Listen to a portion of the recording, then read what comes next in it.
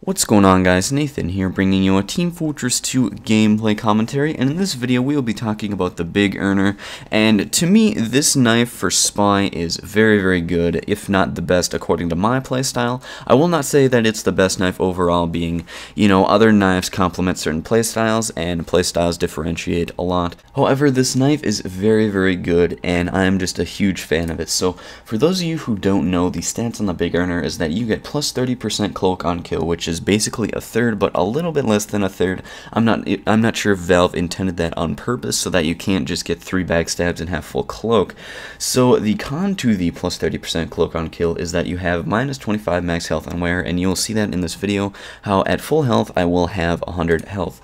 So why is this knife good? Well, first of all, according to my playstyle, the 25 health doesn't really, it's not that big of a deal as a con, because if you're going to get killed as a Spy with 125 health, 2 rockets can take you out whether you have 125 health or 100 health, and I just don't view the minus 25 health as a super downside. Now, to put it in FYI, this health concept really to me only applies to Spy, because if we take a Scout who has 125 health and give him the Sandman, which gives you 110 health, to me that is a much larger difference, because as a Scout you're not going to be taking a lot of damage even though you're typically close quarters, because you can dodge around stuff and you can usually avoid explosives. However, with the Spy, if you get found out, you're probably going to get killed because you are right in the enemy's face.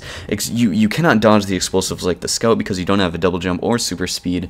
So really this health concept only applies to Spies. So I don't really view the con to this weapon as being a super downside. Now, however, the plus 30% cloak on kill I'm a huge fan of, because for me, my playstyle is when I get dead ringed and I'm in my cloak and then I go to a safe spot and uncloak, I am typically not patient enough to wait for my cloak to regenerate, so what I like to do is just go out and stab people and have the knife regenerate my cloak for me. Now, this is not a smart move at all, just an FYI. That's probably why I don't really make that good of a Spy, but really I'm just not patient, and that's part of my playstyle, and I'd rather just regenerate my cloak right away with that plus 30% on kill versus just wait behind a rock for like 15 seconds, even though I really should learn to do that, because, you know, good Spies need to be patient. They need to take out the big targets. So that's how it relates to the Dead Ringer in its pro, is that you don't have to wait for your cloak to fully regenerate after uncloaking in a safe spot.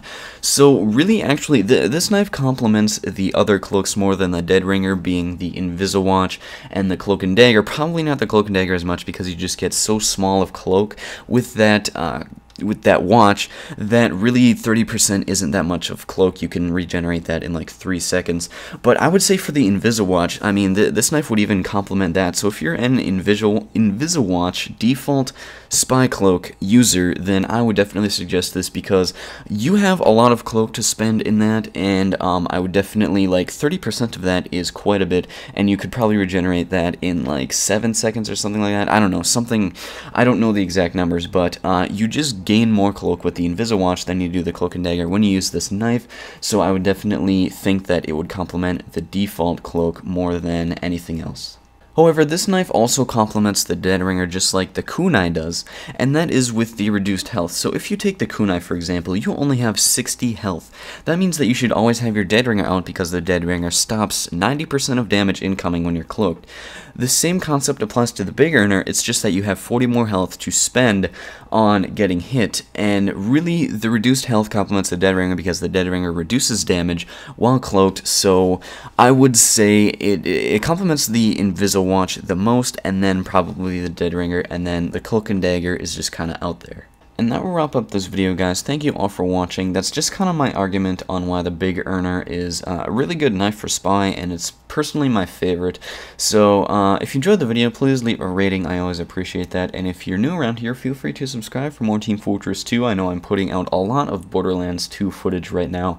But, yeah, I mean, that's just kind of what I'm enjoying right now. I'm not going to play a game that I don't enjoy, and Team Fortress 2 is good in kind of short bursts right now.